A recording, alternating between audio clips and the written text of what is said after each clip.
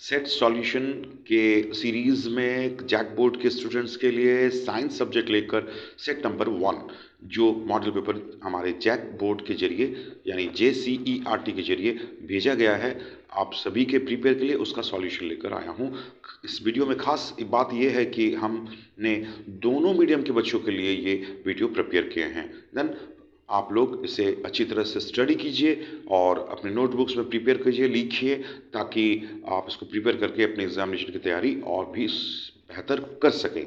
Now हम लोग अभी स्टार्ट करते हैं। चलिए, क्वेश्चन नंबर 1 है विद्युत आवेश का SI मात्रक क्या है और एक इलेक्ट्रॉन पर कितना विद्युत आवेश होता है, या किस प्रकार का इसमें what is the charge and on an electron.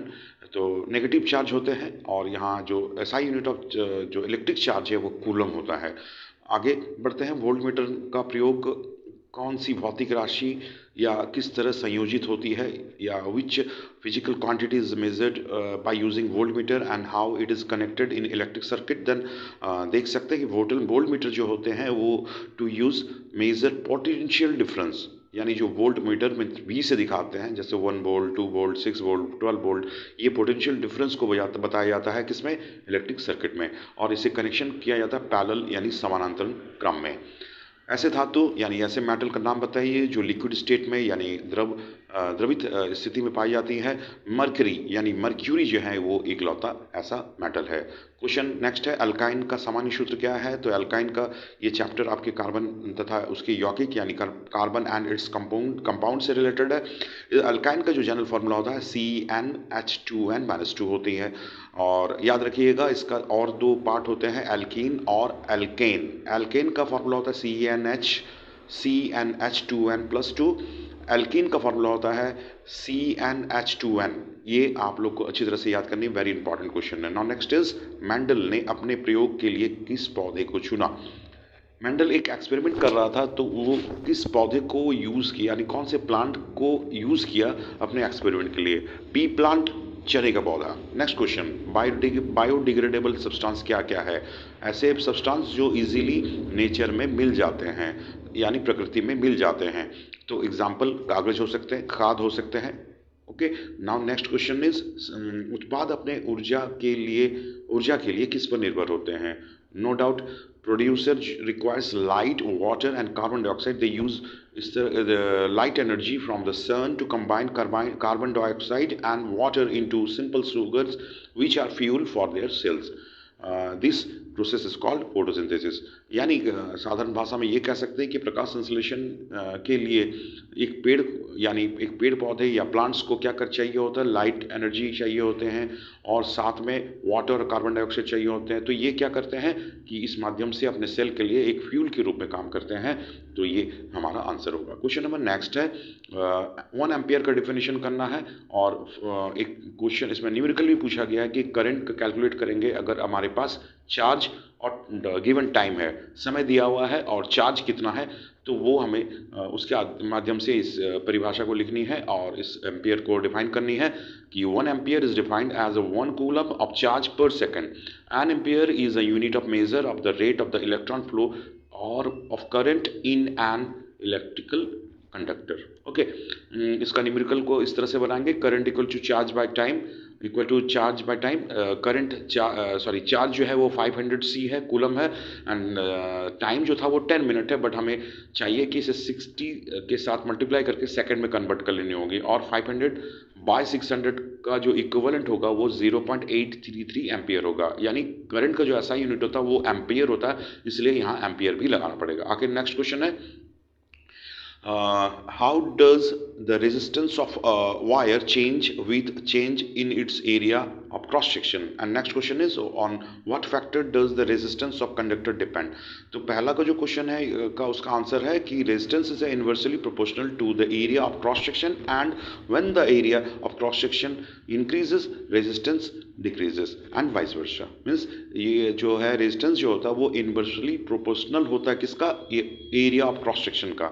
Okay, and वो यहाँ पे जो कंडीशन बताया कि जब एरिया ऑफ क्रॉस सेक्शन को हम बढ़ाते हैं कोई भी रिएक्शन में तो बढ़ाते हैं तो उसका रेजिस्टेंस क्या होता है, घटता है, और ये क्रिया चलती रहती है, वाइस वर्सा होती है। ओके, उसका जो नेक्स्ट क्वेश्चन है, on what factors does the resistance of conductor depend, तो हमारा जो आंसर होगा resistivity, length and cross section area of conductor. Okay, आगे बढ़ते हैं, इसे हिंदी में भी दे दिया गया है, आप लिख सकते हैं। नेक्स्ट क्वेश्चन है, विद्युत टोस्टर और विद्युत स्थिरियों के तापन अवयव शुद्ध धातु के न बनाकर किसी मिश्र धातु का क्यों बनाए जाते हैं? इंग्लिश में है, why are the heating components of electric toaster are electric iron made of some alloy instead of pure metal. एकदम सिंपल भाषा में अगर आप लोग इसको याद रखना चाहेंगे तो बता सकता हूँ कि क्योंकि एलॉय यानी मिश्र धातु की जो गलनांक यानी जो मेल्टिंग पॉइंट होते हैं वो जनरल मेटल से या धातुओं से अधिक होती है। याद रखिएगा, एक जो एलॉय होता है उसका मेल्टिंग पॉइंट ज़्यादा होता है, किसके मुकाबले? नॉर्मल धातुओं के मुकाबले, यानी नॉर्मल मेटल्स के मुकाबले। इसे उसी क्वेश्चन को यहाँ पे एक्सप्लेन कर दीजिएगा तो आपका आंसर आ जाएगा। फिर से ये बता दो कि जो एलॉय यानी मिश्र धातु होते हैं उसका जो मेल्टिंग पॉइंट होता है यानी गलनांक जो होते हैं वो ज़्यादा होता है जनरल यानी बाकी धातुओं के मुकाबले, इसलिए इसका इस्तेमाल इलेक्ट्रिकल इक्विपमेंट्स में यानी विद्युत के इन टोस्टरों स्टीरियो में इसका इस्तेमाल होता है। ओके, 3 पर्यावरण हितैषी अभ्यास लिखे, मीन्स हम यानी एनवायरनमेंट के लिए अच्छी प्रैक्टिसेस क्या है हमारे लिए। ये आपका अपना पर्सनल व्यू भी हो सकता है, लेकिन यहाँ आंसर हालांकि लिखा हुआ है, आप देख सकते हैं। प्लास्टिक बैग्स का हमें यूज़ कम करना है, अवॉइड करना, प्लास्टिक बोतल यानी टिन कैंस का फिर से रीयूज़ करना, और फिर से पब्लिक ट्रांसपोर्टेशन का taking of the public transportation and walking, मतलब कि ज़्यादा से ज़्यादा गाड़ी वगैरह जो व्हीकल्स होते हैं उसका इस्तेमाल ना करके पैदल चलना, या ये बहुत अच्छी बात भी है हेल्थ के लिए। तो इस तरह के कुछ यूजेस को हम लोग डेली लाइफ में यूज़ कर सकते हैं, तो उसको यहाँ लिखना है। बायो का क्वेश्चन है, समजात अंग किसे कहते हैं या क्या समझते हैं? What do you mean homologous organ? उदाहरण दे। समजात अंग से तात्पर्य यह है कि प्राणियों के शरीर के ऐसे अंग जो उत्पत्ति और संरचना में देखने में समान होते हैं। ऐसे फिगर्स, बॉडी फिगर्स में जो कुछ ऐसे एनिमल्स या ऐसे ऑर्गेनिज्म में हम लोग देख सकते हैं, लिविंग ऑर्गेनिज्म में, कि जहाँ के उसके फिगर्स बने, हाथ का फिगर या सिर के फिगर, जो फिगर्स स्ट्रक्चर होते हैं वो लगभग सेम देखने में होते हैं। तो इस तरह के बॉडी को हम लोग कहते हैं, इस तरह के पार्ट या ऑर्गन्स को हम लोग क्या कहते हैं? समजात यानी होमोलोगस ऑर्गन्स। ओके, तो कहाँ कहाँ देख सकते हैं? तो उदाहरण में देख सकते हैं, चमगादड़, पक्षियों के पंख, छिपकली, घोड़े के अग्रपाद आदि समजात अंग हैं। उसी तरह से example of human hands, wings of bats and birds और limbs of crocodile, lizards and horses are homologous parts. इस तरह से कुछ होमोलोगस मतलब सेम सिमिलर ऑर्गन्स, तो उस तरह के हम लोग ऑर्गन्स को हम लोग होमोलोगस ऑर्गन कहते हैं। परितंत्र में अपमार्जकों की क्या भूमिका है? डिकम्पोजर का इकोसिस्टम में क्या रोल है?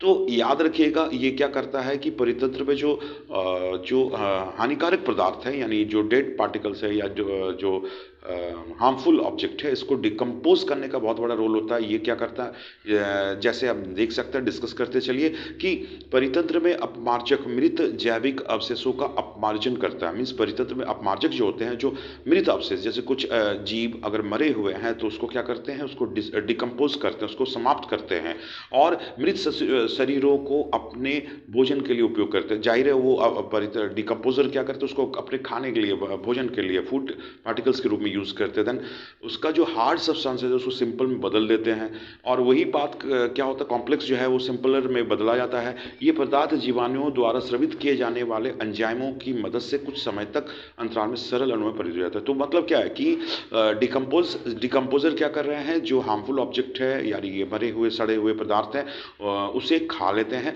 और उसको कॉम्प्लेक्स से सिंपलर में बदल लेते हैं। तो ये बहुत इंपॉर्टेंट होता है डिकम्पोजर का हमारे इकोसिस्टम में, इसीलिए उसका बहुत मायने रखती है। ओके, समजातीय श्रेणी क्या है या होमोलोगस सीरीज क्या है?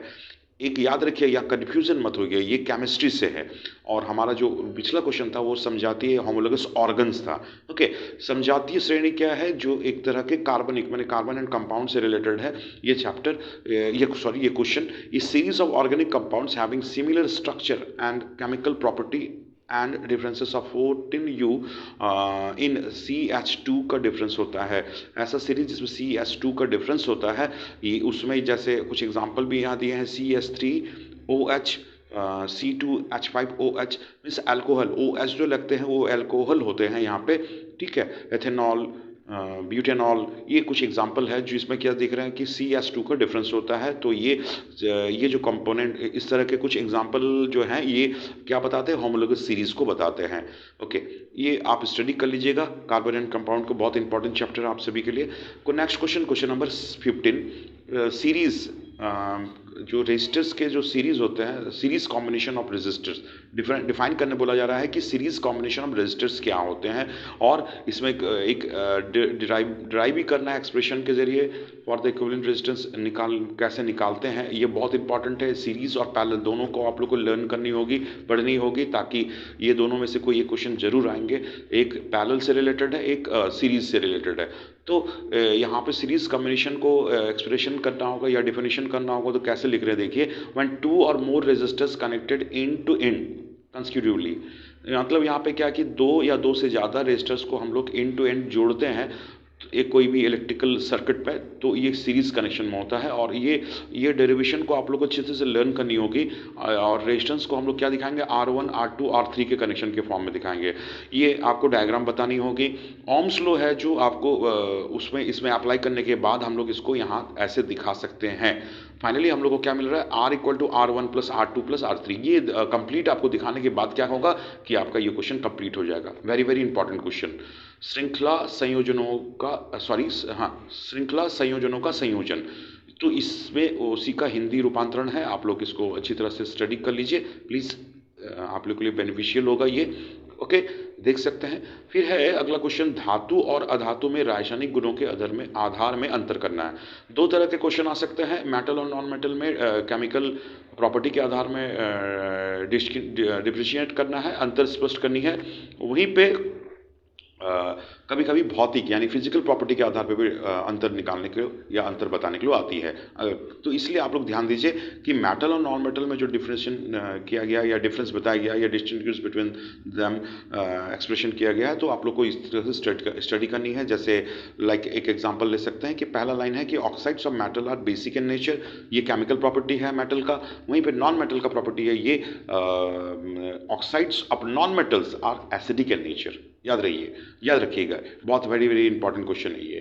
ओके, नेक्स्ट क्वेश्चन, धातु और अधातुओं में अंतर, ये हिंदी इसका रूपांतरण है। ये आप लोग स्टडी कर सकते हैं और लिख सकते हैं, भूलिएगा नहीं, बहुत इंपॉर्टेंट क्वेश्चन है। क्वेश्चन नंबर 18, पोषी स्तर क्या है।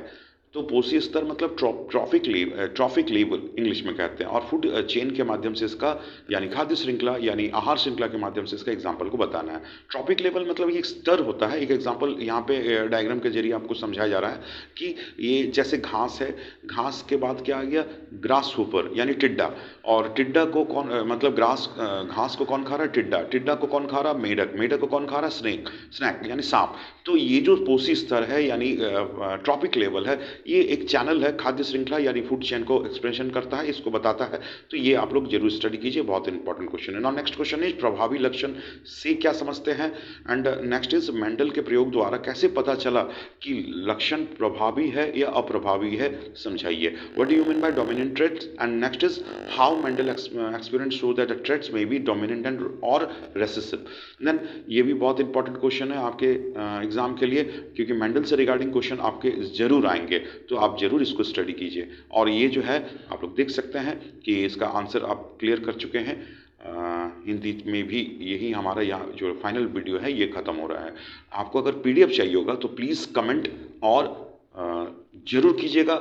आई होप आपको ये वीडियो फिर से पसंद आया होगा, आपका बहुत सारा डाउट्स था जो समाप्त हो चुका होगा। तब तक के लिए धन्यवाद। अगली वीडियो के लिए वेट कीजिए।